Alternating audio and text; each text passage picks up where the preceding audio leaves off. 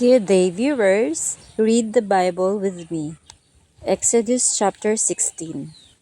The Israelites left Elim, and the entire community reached the desert of Sin, between Elim and Sinai, on the 15th day of the second month after leaving Egypt. In the desert, the whole community of Israel grumbled against Moses and Aaron and said to them, "If only we had died by the hand of Yahweh in Egypt, when we sat down to cauldrons of meat and ate all the bread we wanted. Whereas you have brought us to this desert to let the whole assembly die of starvation." Yahweh then said to Moses, "Now I am going to rain down bread from heaven for you. Each day the people are to gather what is needed for that day. In this way I will test them to see if they will follow my teaching or not. On the sixth day, when they prepare what they have brought in, they will find that there is twice as much as they gather each day." Then Moses and Aaron said to the people of Israel, "In the evening you will know that it was Yahweh who brought you out of Egypt, and in the morning you will see the glory of Yahweh. For he has heard your grumbling against him, because who we are, that you should grumble against us. In the evening Yahweh will give you meat to eat, and in the morning bread to satisfy your hunger. Because Yahweh heard your grumbling, you are not grumbling against us, but against Yahweh. For who are we?" Then Moses directed Aaron to say to the whole community of Israel, "Draw near to Yahweh, for he has heard your complaints." It happened that as Aaron was speaking to the full assembly of Israel, they turned towards the desert and saw the glory of Yahweh in the midst of the cloud. Then Yahweh spoke to Moses, "I have heard the complaints of Israel. Speak to them and say, between the two evenings you will eat meat, and in the morning you will have bread to your heart's content. Then you shall know that I am Yahweh your God." In the evening, quails came up and covered the camp, and in the morning dew had fallen around the camp. When the dew lifted, there was on the surface of the desert a thin crust like hoar frost. The people of Israel, upon seeing it, said to one another, "What is it?" For they didn't know what it was. Moses told them, "It is the bread that Yahweh has given you to eat. This is what Yahweh commanded. Gather it according to the amount each one eats, about 4 liters apiece, and according to the number of persons each of you has in his tent." This is what the people of Israel did. They gathered it, some more, others less. But when they measured it with an omer, he that had gathered more didn't have too much, while the man who had gathered less didn't have too little. Each one had as much as he needed. And Moses said to them, "Let no one leave any of it till the morning." But they did not listen to Moses, and some of them left it till morning. It bred worms and became foul, and Moses was angry with them. Every morning each one gathered as much as he could eat, and when the sun grew hot, it melted. On the sixth day, they gathered the double amount of bread, 2 omers each.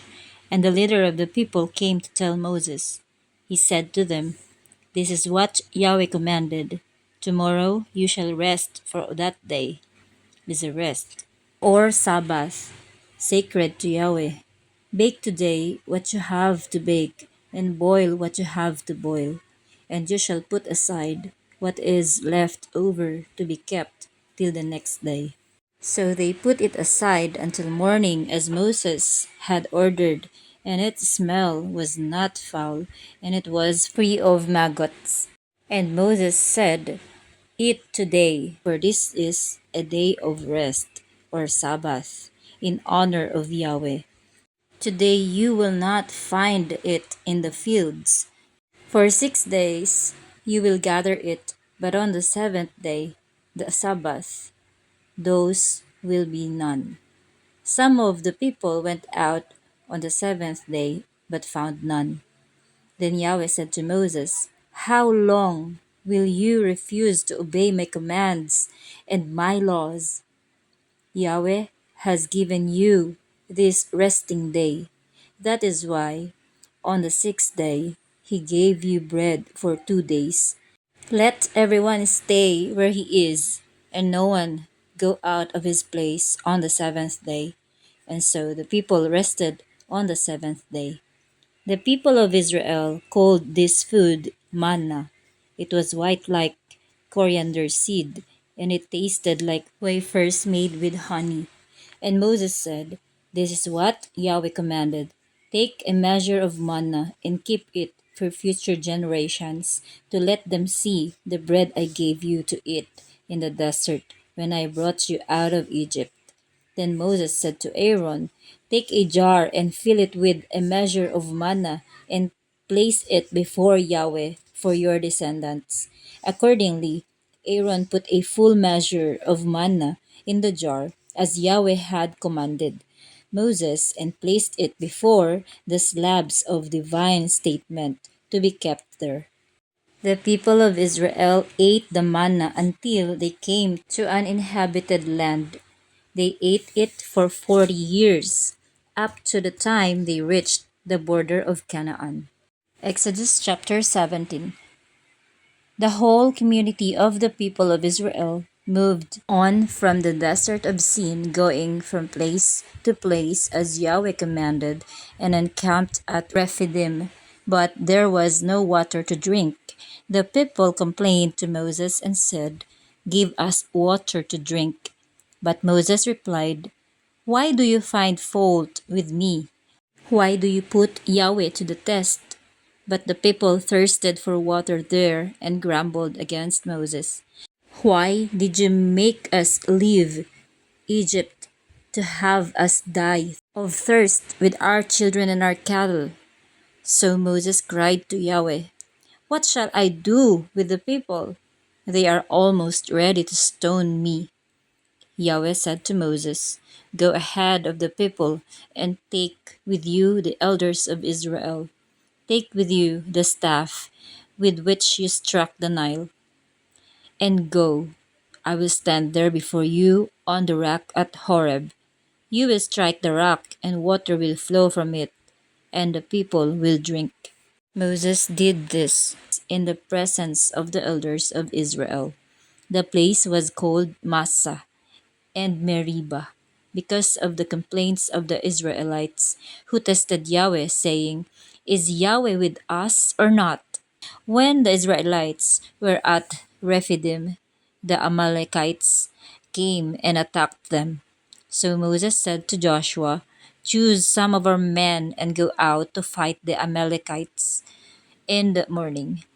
As for me, I will stand with God's staff in my hand at the top of the hill."